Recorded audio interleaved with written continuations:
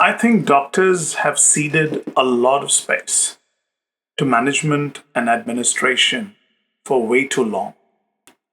I can understand that clinical duties are paramount. However, several decisions that directly and indirectly impact patient care, patient care plans, patient safety, clinical performance get taken today many a time without the doctors being adequately involved or even part of designing them. Sometimes it seems to me that hospital administrators prefer keeping their doctors at the periphery, especially when it comes to hospital economics. In my experience, many doctors, privately and in smaller groups, rue their almost complete loss of franchise and agency within the hospital system to influence economics and to influence medical strategy. They have, at least it seems to me, accepted enslavement to finance managers, operations managers, administrative leaders by deserting hospital leadership and distancing themselves from key hospital policy matters that influence hospital strategy and hospital economics. To me, it seems like the doctors have this attitude, let the management do their thing. And, I'm the doctor and I'll just focus on my patients and on my practice. I don't think this is tenable or even sustainable today. It is like a person who's sitting on the branch of a large tree, attending to the leaves, shoots, and branches, ignoring others who seem to be working the main trunk of the tree. The risk to the person on the top of the tree is obviously much higher. I wonder why doctors don't see this risk. You see, unlike in the past when it was just the doctor and the patient in a kind of a parent-child type relationship, healthcare systems today are incredibly and ridiculously complex. Hospitals are heavily indebted to banks, shareholders, powerful regulators, litigious consumerists, private equity players. Each of them have conflicting agendas, and none of them have the same kind of knowledge symmetry when it comes to medicine, biology, human anatomy, or about understanding the trajectory of a disease.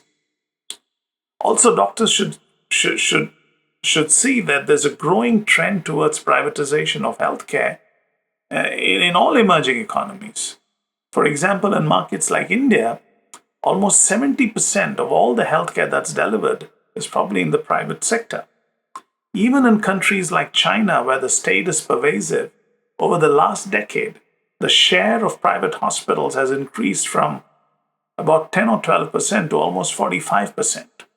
The United States has a very strong network of private hospitals.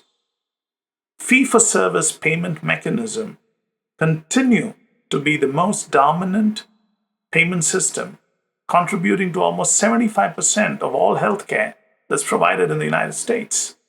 And you can witness a similar scenario unfolding in the EU. The stakes involved are very high.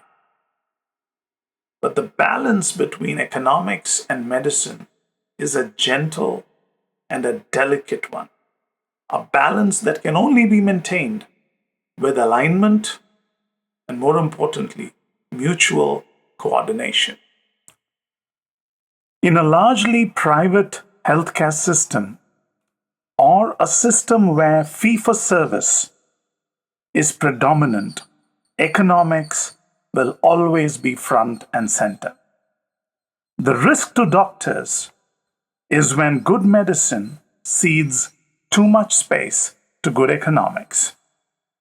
The time for doctors to rue and helplessly grumble over what I think is largely a self-inflicted disenfranchisement and enslavement is over. Doctors have no choice but to grab the bull by the horns and to find the sweet spot where good compromises between good medicine and good economics can peacefully coexist. The COVID pandemic demonstrated to us that doctors must be at the forefront of designing and delivering healthcare. And let us remember one thing: there is nothing, I reiterate, there is nothing that is non medical about a hospital enterprise. It is in the doctor's interest and in the interest of their patients that our doctors be actively involved in influencing key hospital strategies and policy decisions.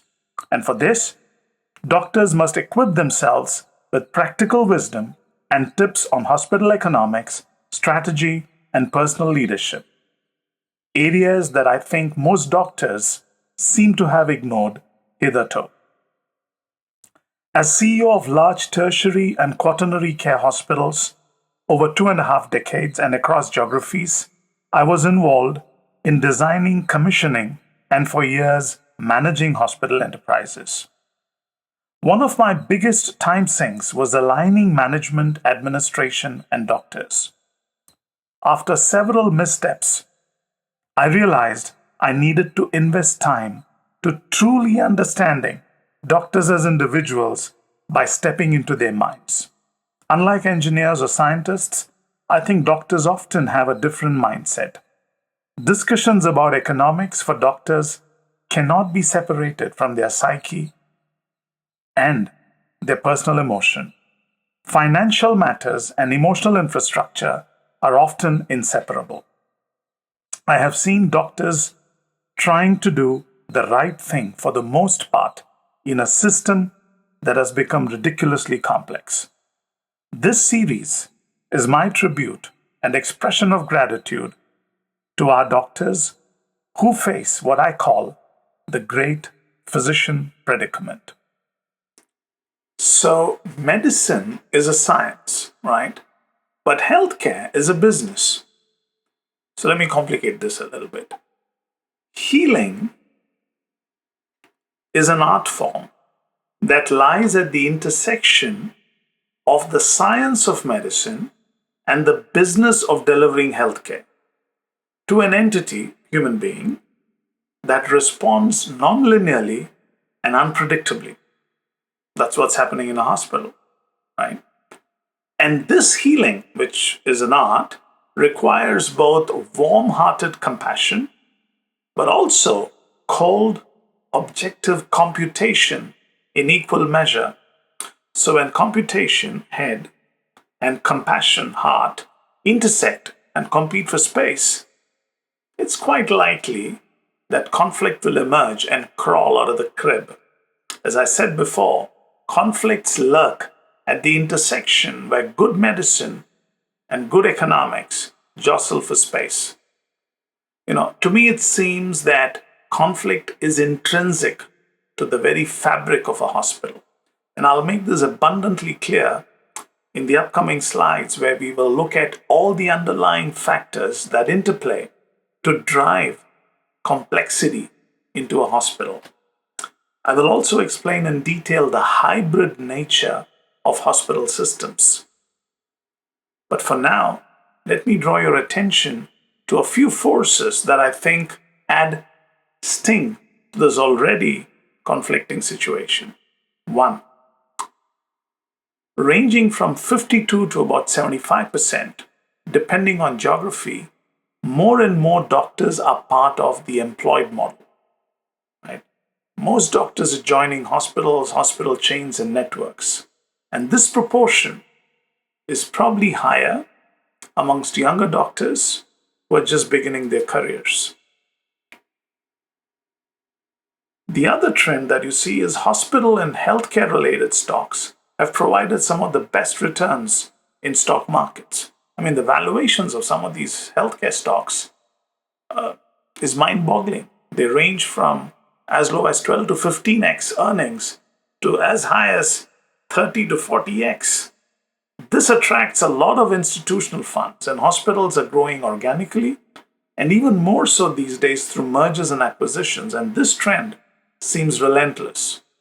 The good old days of a family physician practicing independently was like a family member, as rare as a snail winning a Formula One race. There's also a growing trend of consumerism and this will only intensify. You can already see the advent and maturation of artificial intelligence and technology in medicine, disrupting both the science and also the business of healthcare. With these and other tectonic shifts in the healthcare landscape, my argument is that doctors have no choice but to become actively involved in management and leadership. I want to make a small distinction.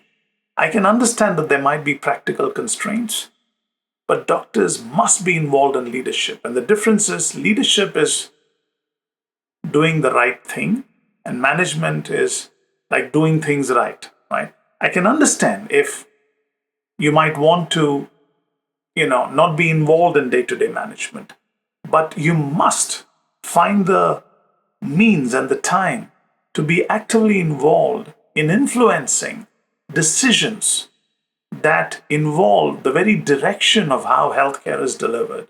And that you cannot be divorced from. These conflicts are only bound to intensify, the ones that I mentioned earlier, and adopting the strategy of an ostrich is unlikely to be a wise move. The starting point, doctor, is to get a handle on hospital economics. A series that is fun, that is simple, and delivers the bare essentials. Unlocking the essentials of hospital economics. This is not a didactic course that is jargon littered. It comes straight from the gut with the sincere desire to make our doctors' lives a little easier. Section 1 sets the context to persuade doctors to divorce the reluctance to lead. As the popular Bloomberg media ad states, context changes everything. I dwell mainly on the underlying reasons that make hospitals complex. We look at the factors that surround the hybrid financial behavior of hospitals and its remarkably broad and unique knowledge spectrum that is native to hospitals. We make the case for doctors to be actively involved and participate in hospital leadership and strategy. In this section, I will also dwell on the psyche and mental condition of doctors. This is important so that the general audience can get a peek into the mindset of our doctors and also understand how utterly dangerous our hospitals can be. Section 2, I attempt to provide some prescriptions, or may I say prescriptive recommendations for my doctor friends as they navigate this crazy and ever-changing landscape of medicine. My endeavor is to probably help doctors to learn not to get punched by economics in the face, and importantly, persuade them to invest time into getting a handle on hospital economics. We will examine the accident causation framework, where we will adapt the Swiss cheese model for the hospital and understand risks. We will look at work-life balance for doctors and the importance of the same. And finally, the arguments of making a mindset change when you move from the operating room to the boardroom. Section 3 provides what I feel are some of the key economic concepts for doctors. These are distilled from my experience of what I think doctors might need the most when dealing with management and bean counters. When they start throwing numbers at you, you will probably need more than your stethoscope to survive. I also share my views on things that are wrong with hospital pricing. I think a lot of hospitals are getting away with murder when it comes to pricing. What is wrong with costing? And we also explore the idea and concept of value in healthcare. We will examine the fixed cost dilemma and also the capital structure and its impact on valuations and the holy grail of revenue, costs, and profitability.